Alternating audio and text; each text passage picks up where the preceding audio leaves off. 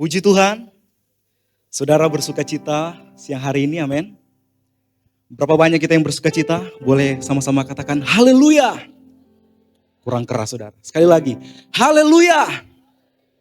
Puji Tuhan, saya berterima kasih ya, terutama buat Tuhan Yesus ya, yang telah menguatkan, yang telah memampukan. Ya saya percaya teman-teman, kalau kita boleh ada sampai saat ini semua karena Tuhan Yesus, amin. Semua karena kebaikan Tuhan, semua karena anugerah Tuhan.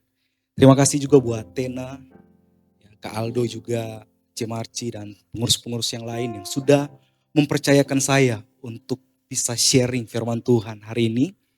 Puji Tuhan. Nah teman-teman, saya akan mulai dengan ini. Saya percaya ya semua kita di sini ingin bertumbuh. Amin. Semua kita yang ada di tempat ini, EYC, semua kita ingin bertumbuh. Teman-teman, bertumbuh itu ada dua hal.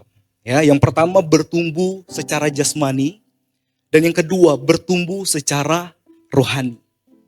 Nah, semua orang pasti alami yang namanya pertumbuhan jasmani. Ya, contoh, ketika kita dilahirkan sama mama kita, sama ibu kita, ya tubuh kita tadinya kecil, ya kan?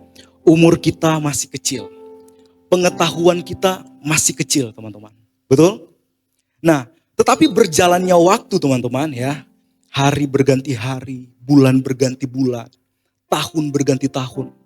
Pasti teman-teman kita akan mengalami yang namanya pertumbuhan.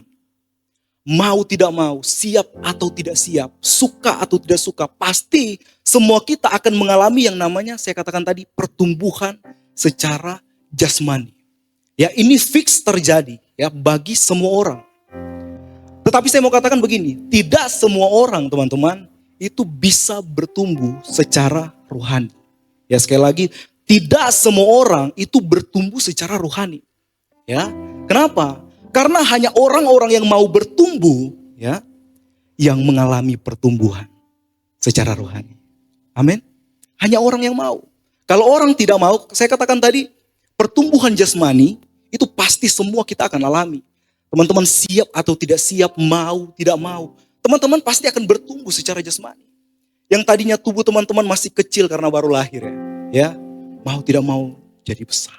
Ya, umur kita yang masih kecil jadi banyak. Ya, yang tadinya kita belum memiliki pengetahuan apa-apa, jadi orang yang berpengetahuan.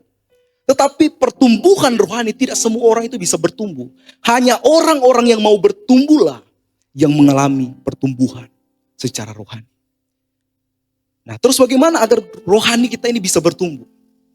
Jawabannya adalah dengan mendisiplinkan hidup kerohanian kita, teman-teman. Ya, caranya gimana? Nah, ini yang sedang kita bahas hari-hari ini, teman-teman. Oke, kita baca dulu satu ayat firman Tuhan, 1 Timotius 4. 1 Timotius 4 ayat 7 sampai 8. Ya, kita baca bersama-sama ayat ini. 1 Timotius 4 ayat 7 sampai 8. 1, 2, 3. Tetapi jauhilah tahyul dan dongeng nenek-nenek tua. Latihlah dirimu beribadah, latihan badani terbatas gunanya.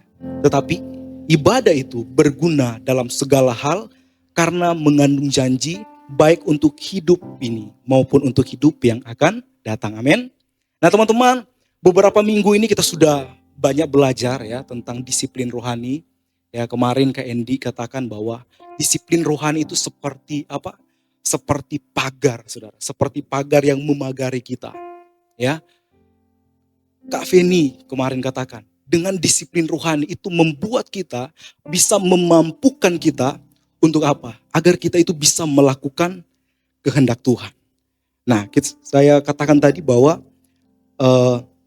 disiplin rohani itu akan membuat kita itu kuat untuk melakukan kehendak Tuhan. Ya, kemarin juga Ko Yohan katakan bahwa dengan disiplin rohani ya, kita harus apa? Memotivasi diri kita dengan cara kita supaya apa? Supaya kita itu terus konsisten dalam kita menjalani disiplin rohani. Ya, sudah sangat jelas teman-teman dibahas ya, tema ini sudah sangat jelas. Nah, teman-teman, saya bilang begini, kalau kita menyebut diri kita orang Kristen, ya, kalau kita menyebut diri kita orang Kristen, kita harus paham, kita harus tahu Kristen itu artinya apa, ya. bukan hanya sekedar identitas, teman-teman. Ya, bukan hanya sekedar identitas supaya kita dikenal beragama. Ya, tapi kita harus tahu bahwa Kristen itu adalah pengikut Kristus atau murid-murid Tuhan Yesus. Nah, kalau teman-teman yakin teman-teman itu adalah pengikut Kristus, ya, murid-murid Tuhan Yesus, seharusnya kita meneladani apa yang Yesus lakukan. Ya, harusnya kita mengikuti bagaimana cara hidup Yesus. Bagaimana Yesus disiplin dalam doa, bagaimana Yesus disiplin dalam firman-Nya, ibadah, dalam puasanya. Demikian juga dengan kita, teman-teman. Nah, poin-poinnya sudah sangat jelas, teman-teman. Jadi hari ini saya akan banyak sharing, ya. Saya akan banyak bersaksi mungkin tentang akibat, ya, tentang akibat atau dampak.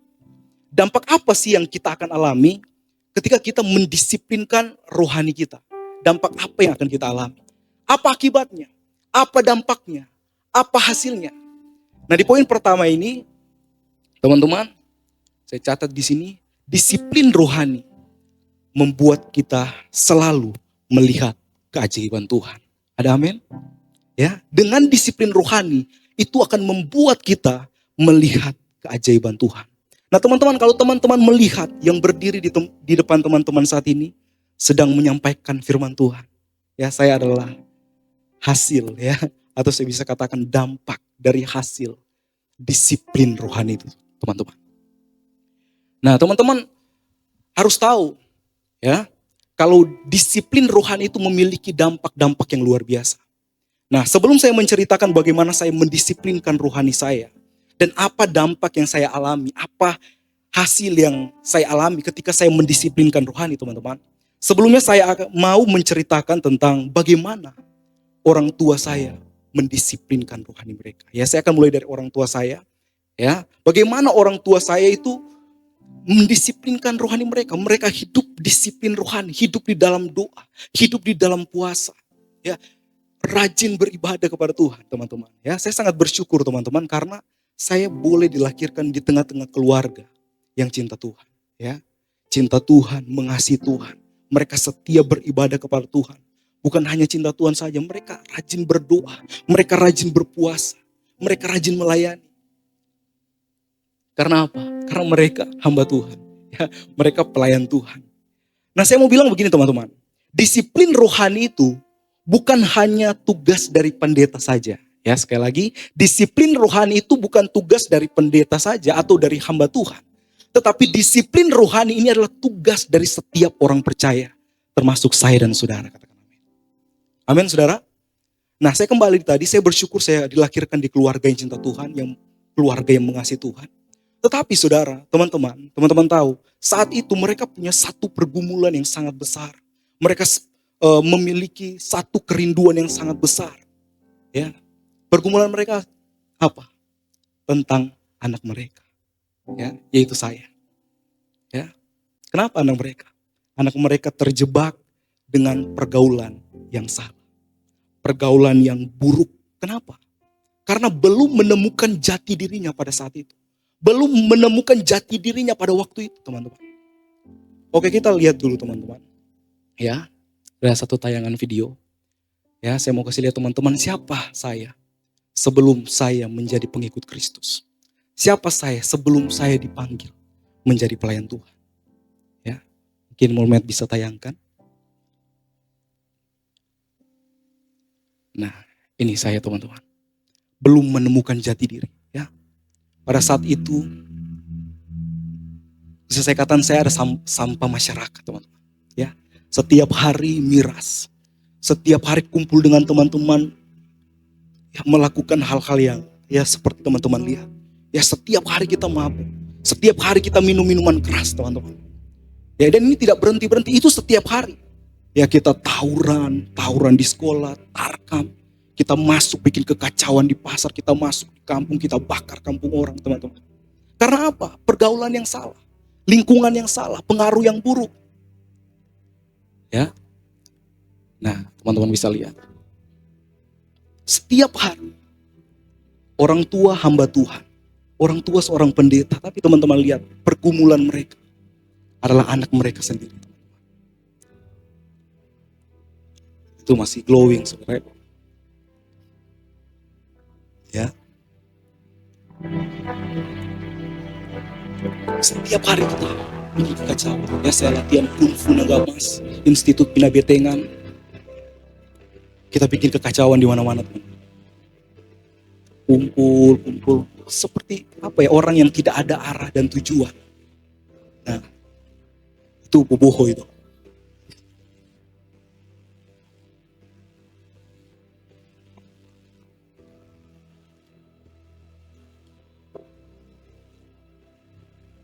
Ya, beberapa kali kita kena kasus, teman-teman. Ya, saya pernah berhadapan dengan buser, Polres, polisi. Saya harus merasakan bagaimana hidup di penjara, teman-teman.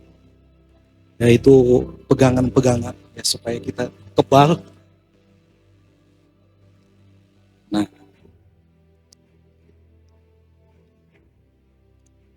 oke. Ya, teman-teman lihat anak mereka yang tadinya sangat menyedihkan hati orang tuanya, melukai hati orang tuanya. Tapi saya mau katakan begini, apakah orang tuanya meninggalkan dia?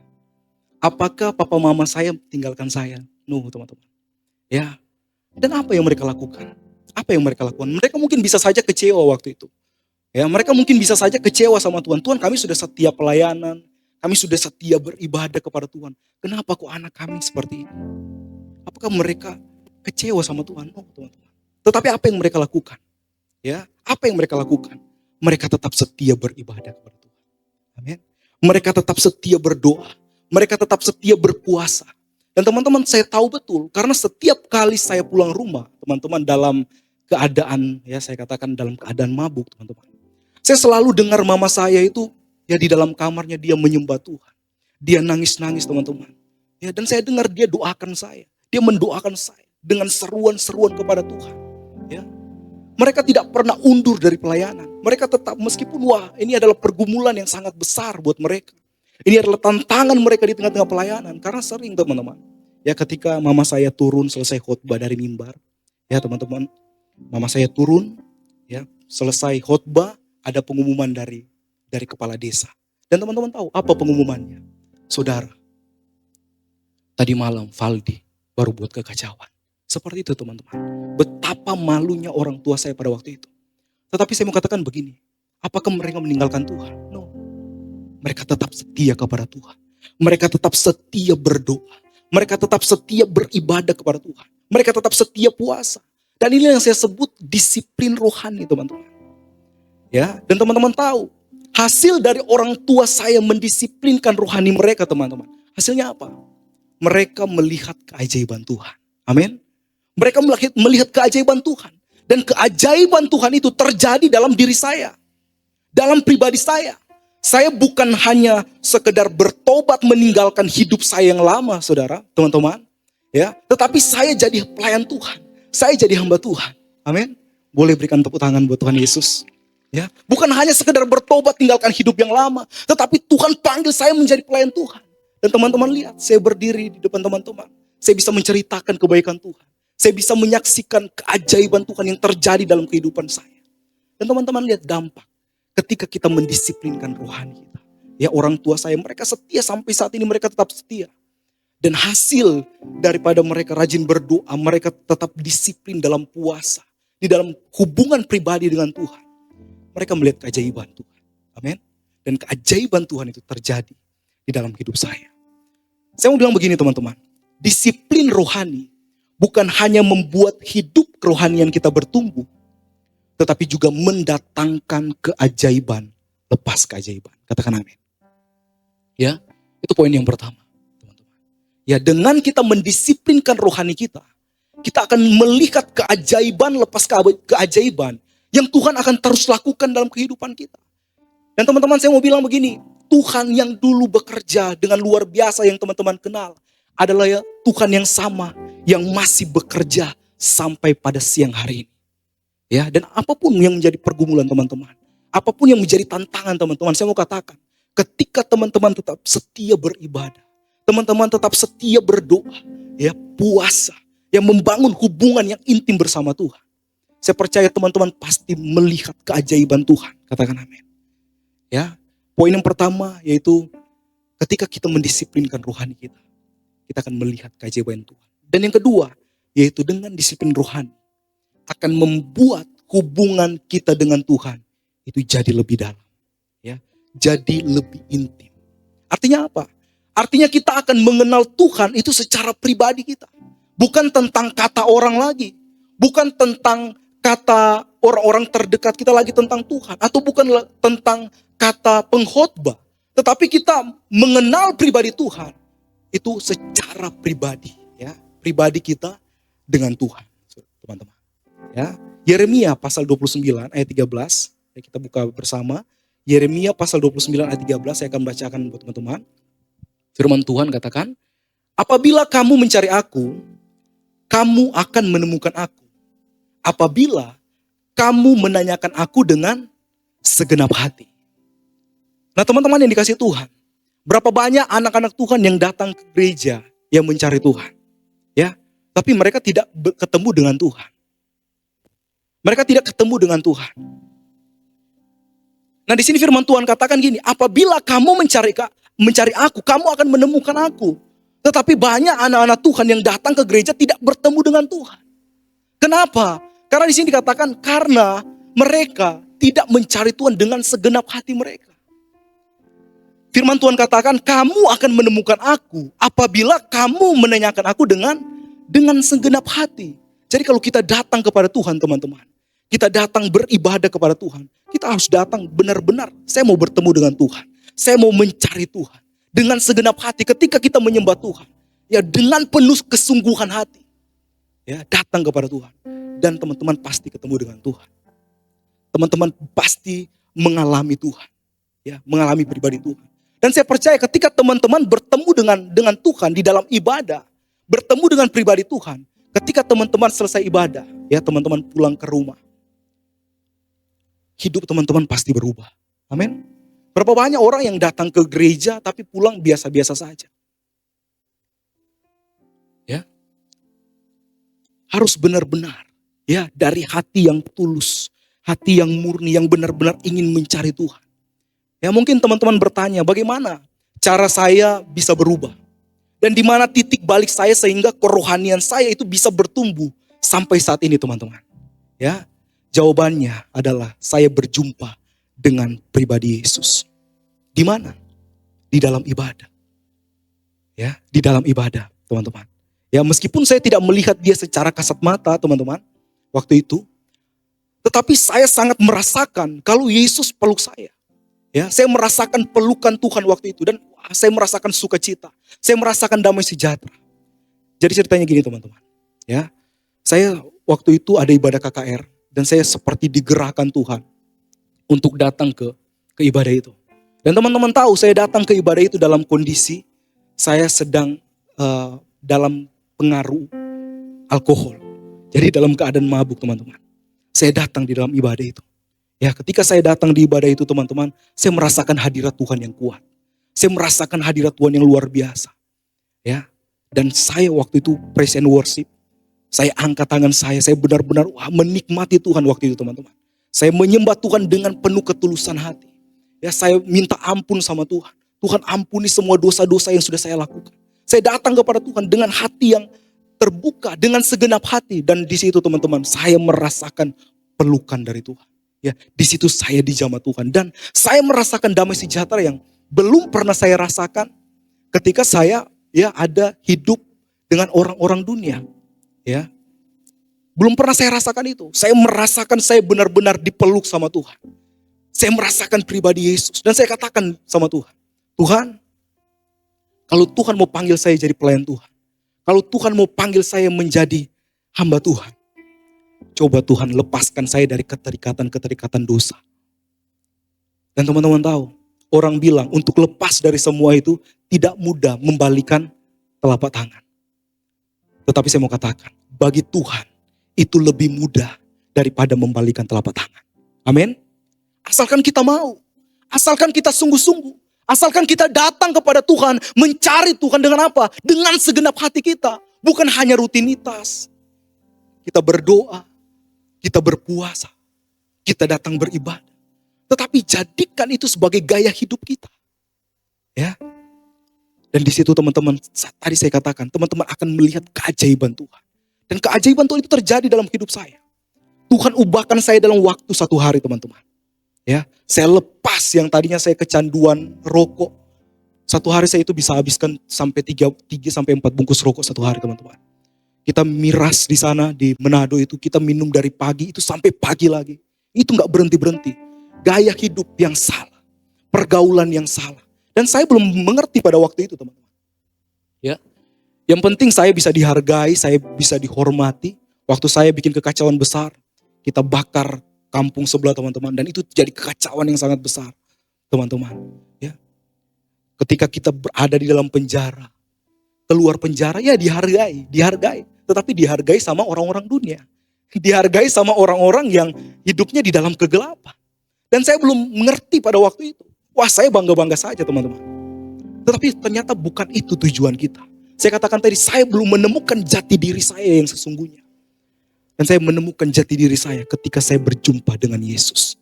Saya berjumpa dengan Tuhan. Teman-teman, saya katakan tadi, saya berubah dalam waktu 1 hari. Ya, saya pulang ke rumah, teman-teman saya ajak lagi saya untuk ayo Val, kita minum. Ini ada berkat. Ini ada ini ada sedikit rezeki ya.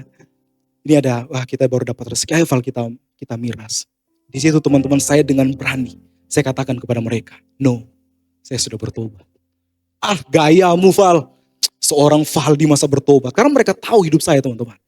Ya, preman-preman yang di kampung. Kita itu bergaul bukan cuma di kampung kita. Kita ke kota-kota Manado. Ini banyak teman-teman saya yang keluar masuk penjara. Saya berteman dengan orang-orang narapidana semua. Kasus pembunuhan, ya, kasus penikaman. Itu teman-teman saya semua. Dan mereka ngerti hidup saya. Ya, mereka bilang, seorang Val di masa bertobat. Paling Val, kamu dalam waktu 2 minggu udah balik lagi sama kita Val. Saya katakan, nanti kita lihat aja buktinya. Teman-teman, saya pulang rumah dan teman-teman tahu apa yang saya lakukan.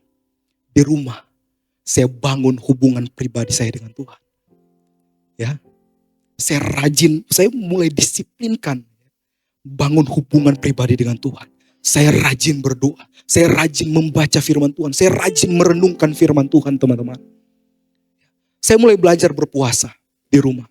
Saya mulai puasa 1 hari, saya belajar puasa 1 hari. Habis itu saya mulai belajar lagi puasa 3 hari 3 malam. Ya, tidak makan, tidak minum. Saya puasa 7 hari. Saya puasa 1 bulan teman-teman. Rantai tapi. Ya, saya puasa 1 bulan. Saya belajar. Dan ternyata itu yang membentuk kerohanian saya. Membentuk karakter saya teman-teman. Itu memiliki dampak yang luar biasa ketika kita konsisten. Ya, teman-teman saya sering datang ke rumah. Ajak saya untuk bisa gabung lagi sama mereka. Tetapi ketika mereka datang di rumah, mereka sungkan teman-teman. Karena ketika mereka sampai di rumah, saya sedang berada di kamar. Saya sedang menyembah Tuhan. Saya sedang memuliakan Tuhan.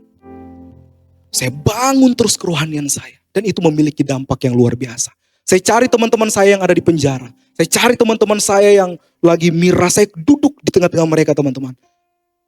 Ya, bukan saya gabung lagi party sama mereka, no. Tetapi di sana saya jadi terang buat mereka. Di sana saya menceritakan tentang Yesus. Dan teman-teman tahu, terjadi kegerakan yang luar biasa. Ya, banyak yang bertobat. Dan salah satu teman saya,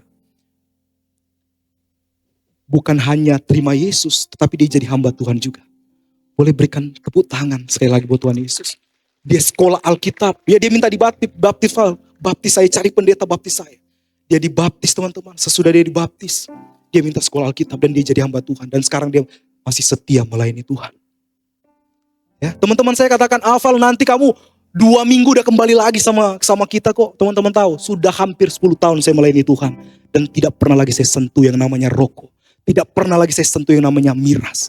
Tidak pernah saya sentuh lagi yang pesta pora, teman-teman. No. Karena apa? Karena saya membangun kerohanian saya. Hubungan pribadi saya. Ya. Itu sebabnya saya katakan tadi teman-teman. Dengan mendisiplinkan kerohanian kita. Dengan disiplin rohani. Itu akan membuat kita akan lebih mengenal pribadi Tuhan. Saya lebih mengenal pribadi Tuhan. Saya lihat kebaikan Tuhan. Saya melihat kasih Tuhan. Bahkan ketika saya dalam menghadapi tantangan, dalam menghadapi masalah, teman-teman, saya melihat banyak pertolongan Tuhan. Ya, saya melihat, wah, Tuhan ini baik banget. Ya. Itu sebabnya tidak ada alasan, ya, tidak ada alasan untuk saya meninggalkan Tuhan. Ya, saya mau katakan kepada teman-teman, dalam kita menjalani kehidupan ini, pasti kita akan alami tantangan. Pasti kita akan diuji, ya. Jangan pikir ketika kita udah rajin berdoa, kita rajin membangun hubungan sama Tuhan, terus kita sudah luar biasa. Teman-teman, ada tantangan, ya, ada masalah. Tetapi ketika teman-teman bersama dengan Tuhan, teman-teman akan semakin kuat. Teman-teman akan semakin kokoh. Kenapa? Karena ada Tuhan yang selalu memampukan teman-teman. Ada Tuhan yang akan menguatkan teman-teman. Ya. Semakin kita mendisiplinkan rohani kita, kita akan semakin mengenal pribadi Yesus. Ya, dengan disiplin rohani akan membuat hubungan kita dengan Tuhan itu akan semakin dalam. Dan kita tidak akan mudah terpengaruh dengan hal-hal yang tidak baik. Puji Tuhan, teman-teman. Di akhir sharing saya, di akhir khotbah saya, teman-teman, saya mau katakan kepada teman-teman,